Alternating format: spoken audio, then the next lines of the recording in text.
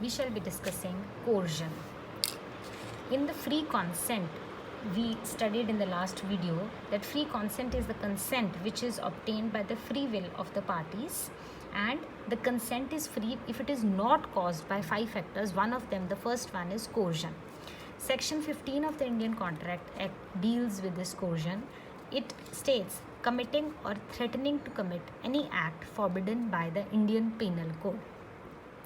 अगर आप कोई भी ऐसा काम करते हो जो इंडियन पिनल कोड में मना किया हुआ है तो वो कोर्जन में आएगा.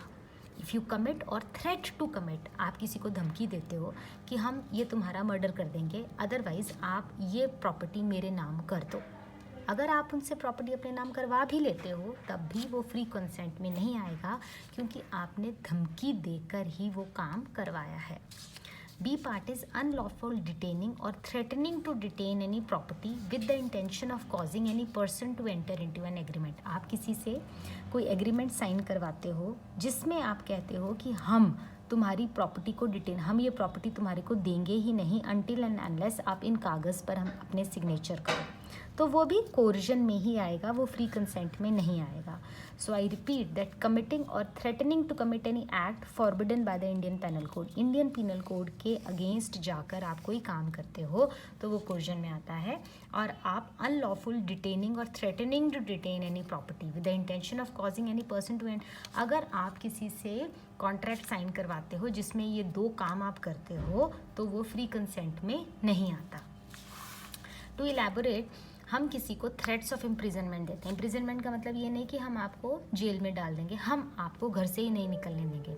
मैं अगर आपको कहूँ कि मैं तुमको घर में ही बंद कर दूँगी अनटिल एंड अनलेस आप इन पेपर्स पे साइन करो कि आप प्रॉपर्टी मेरे नाम कर दो, तो वो तो आपको साइन कर देगा, लेकिन बाद में वो चैलेंज हो सकता है कि आपने सिग्नेचर ज़बरदस्ती करवाए हैं, आपने सिग्नेचर्स कोर्जन के अंडर करवाए हैं. अगर आप थ्रेट टू कमिट सुइसाइड करते हो, आप अपने किसी रिलेटिव को बोलते हो कि मैं सुइसाइड अटेम्प्ट कर लूँगा, नहीं तो इतने पैसे मुझे दीजिए या इतनी प्रॉपर्टी आप मेरे नाम कीजिए, even that is considered under coercion. Consent obtained at the point of pistol, आप किसी से उसका घर अपने नाम करवा लेते हो लेकिन पिस्टल के नोक पर कि मैं तुम्हें जान से मार दूंगा, आप ये घर मेरे नाम कीजिए, तो वो फ्री कंसेंट नहीं होगी, वो कंसेंट ऑब्टेन्ड अंडर कोर्जन होगी. कोर्जन माने आपने ज़बरदस्ती किसी से हाँ करवाई है. So threat of imprisonment, threat to commit suicide and consent obtained at the point of pistol.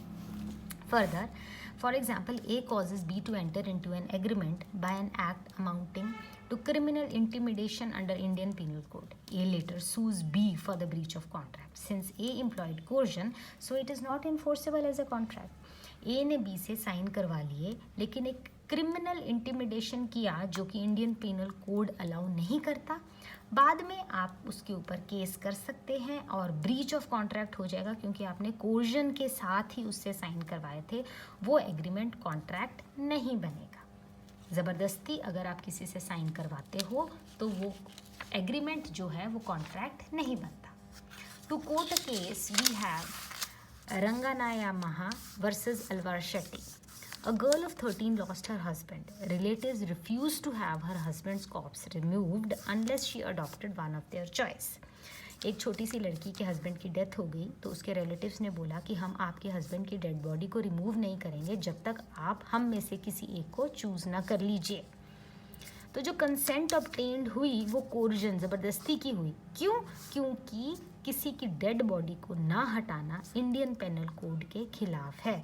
It is an offence, ये एक जुर्म है under 297 of Indian Penal Code to obstruct a dead body from being removed. So it is guilty of an offence under Indian Penal Code. अगर उस लड़की से उन्होंने ज़बरदस्ती हाँ करवा ली, लेकिन करवाई वो ज़बरदस्ती थी, क्यों? क्योंकि शर्त रखी गई कि हम आपके हस्बैंड की डेड बॉडी को रिमूव ही नहीं करेंगे. तो इस तरह का अगर एग्रीमेंट हो भी जाता है, उस लड़की ने ज़बरदस्ती में आकर हाँ कर भी दिया, फिर भी वो बाइंडिंग नहीं रहेगा, क्योंकि आप ज़बरदस्ती हाँ करवा रहे हो और आपने वो काम किया जो इंडियन पिनल कोड अलाउ नहीं करता. Another example, Muthia versus Muthu Karupa. An agent refused to hand over the account books of business at the end of his term of office to a new agent sent in his place unless he would be released of all his liabilities.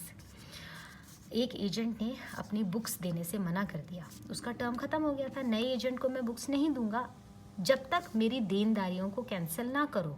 इसमें भी यही, आप बिना मतलब कि अपनी शर्तें मनवाकर अगर कोई एग्रीमेंट करवाते हो तो वो वैलिड नहीं होता। Held that the act of coercion is involved, release deed was voidable. इस तरह से कोई भी आप ज़बरदस्ती हाँ करवा कर एग्रीमेंट साइन करवाएंगे तो वो वैलिड नहीं होगा।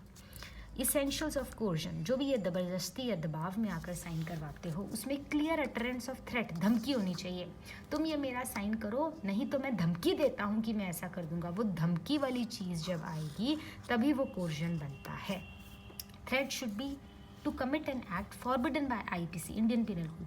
आप धमकी देंगे किसी को, पहला पॉइंट। दूसरा पॉइंट, वो जो धमकी है वो इस तरह से होनी चाहिए, इस तरह से एक्ट होना चाहिए जो इंडियन पिनल कोड अलाउ नहीं करता। इंडियन पिनल कोड के विरुद्ध जाकर जो धमकी दी जाती है ऐसे काम में, वो कोर्जन के अंडर आती है। Lastly, threat should be uttered with the intention of causing the plaintiff to enter into an agreement. वो जो आपने धमकी देनी है वो उस बंदे से ज़बरदस्ती एग्रीमेंट साइन करवाने के लिए धमकी देनी है। ये 3 बातें जब आएंगी तो वो कोर्जन के अंडर आएगा, section 15 of Indian contract act. Further, for the free consent, we have undue influence, fraud, misrepresentation and mistake, for which we will have separate videos.